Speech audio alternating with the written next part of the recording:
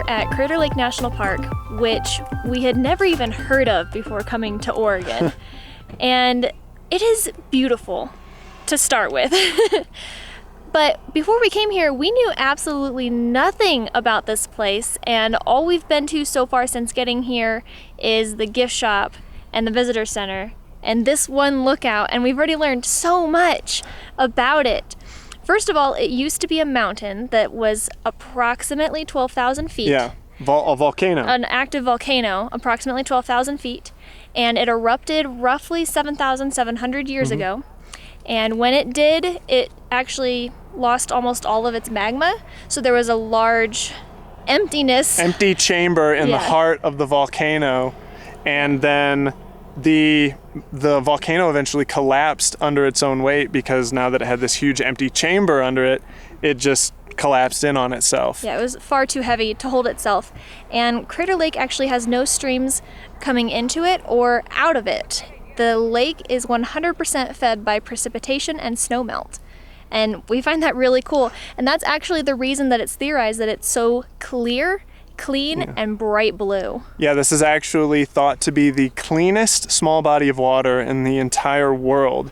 And it's the deepest lake in the entire United States, and the 9th deepest in the world at 1,943. 1943. That's how many feet deep it is. Feet deep, yeah. Yes. And something else that's really cool about it is Wizard Island is actually a volcano. Yeah. It's a volcano, and there are 2 other domes underneath the water that are also active volcanoes, I guess. Yeah, so there are multiple volcanoes within the caldera of Crater Lake. Yeah, super cool, and I can't wait to learn more on this drive.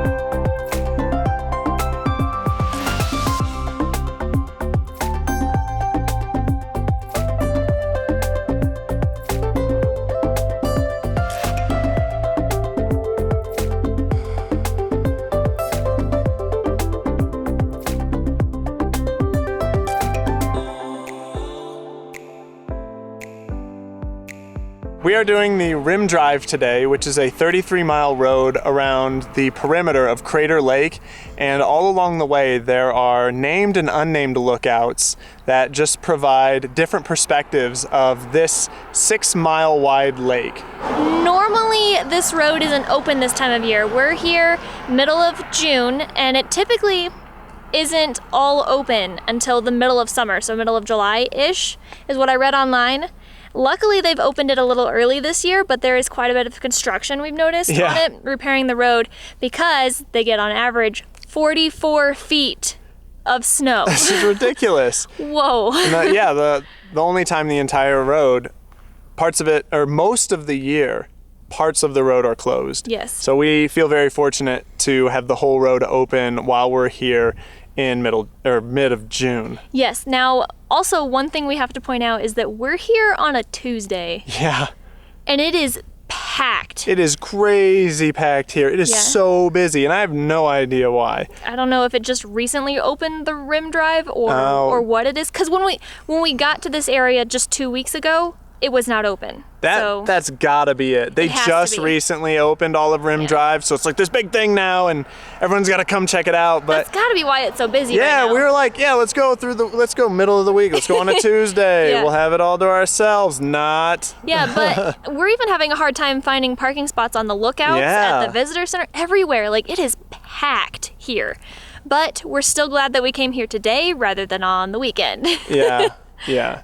Well, and not only that, but it's been raining a lot. But today is beautiful. Beautiful, so yes. Beautiful. Yes, we've been waiting. We wanted to come here last week, but it has been raining for like 5 or 6 days straight. Yeah, and even though it's middle of June, our elevation is like 8,000 feet or so it's chilly. It's like 60 so degrees here right now. Yeah, it's funny because when the sun goes behind the clouds, it gets really cold, but when the sun comes out, it's actually really warm. And so it's like sweatshirts on, sweatshirts off, sweatshirts on.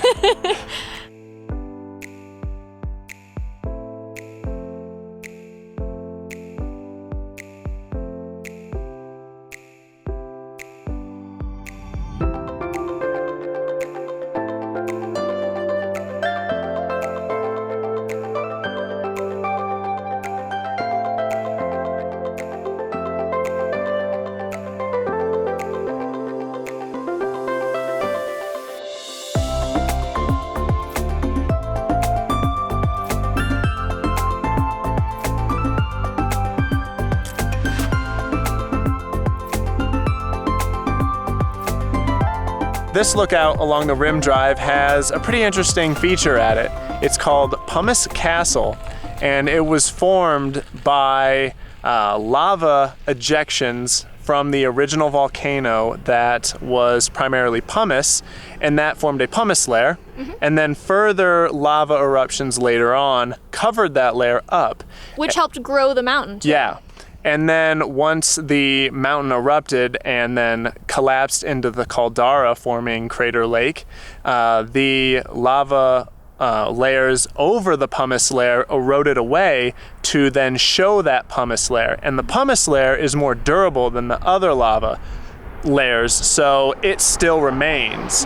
And it is slowly eroding itself, but that's not why as quickly. Yeah, not as quickly, and that's why it's showing that it's got kind of that like a castle battlement look to it. Yeah, it's really cool, and it's completely different color than the rest of it too. Yeah. So it's very striking against the background. Yeah, it's a real bright orange where everything else is like a brownish, reddish color or something. And what also is interesting is just to the right and closer to us from Castle Rock is a lot of flag trees that we learned about here. Also, when we were up at Cloud... I don't remember. Okay. I don't know, Cloud something. Cloud something. It's the tallest lookout here where that time lapse was at.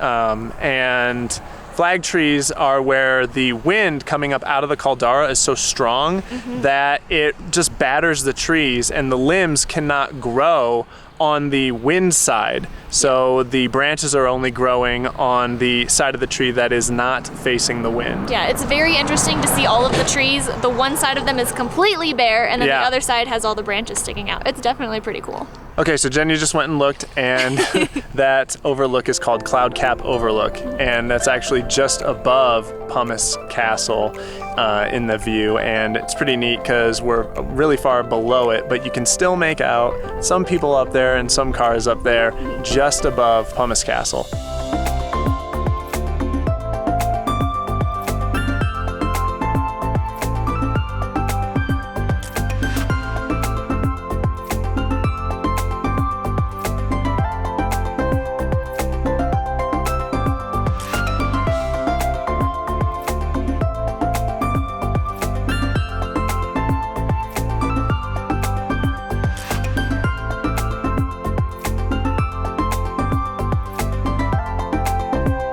We're back at the RV for the night. The last two things we saw before we left was Phantom Ship and Vidalia? Viday, I think. Viday, yes. Viday. Viday Falls. And we wanted to talk about those two things back at Crater Lake, but when we got out to do so, the mosquitoes just swarmed us. It was crazy. It was like, oh my God. it was one of the craziest attacks of mosquitoes that I've ever encountered in my life. And we were like, okay, we got to get the heck out of here. We were literally running back to the truck to outrun the mosquitoes to the truck. it was insane. It was like, during the daytime, no mosquitoes, nothing. It was fine. As soon as the sun begins to set, they all just came out of nowhere. Yeah.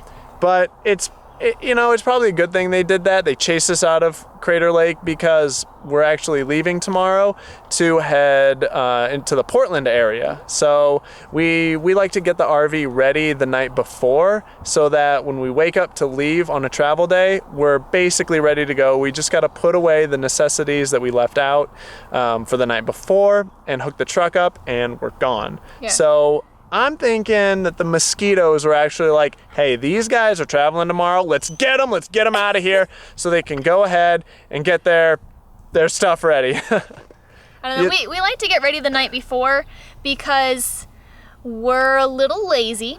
Yep. Sometimes. Can be, sure. Especially in the mornings. Especially in the mornings. This is very true. And if we don't get ready the night before, we are inevitably not leaving until 1 or 2 o'clock in the afternoon. Oh, yeah.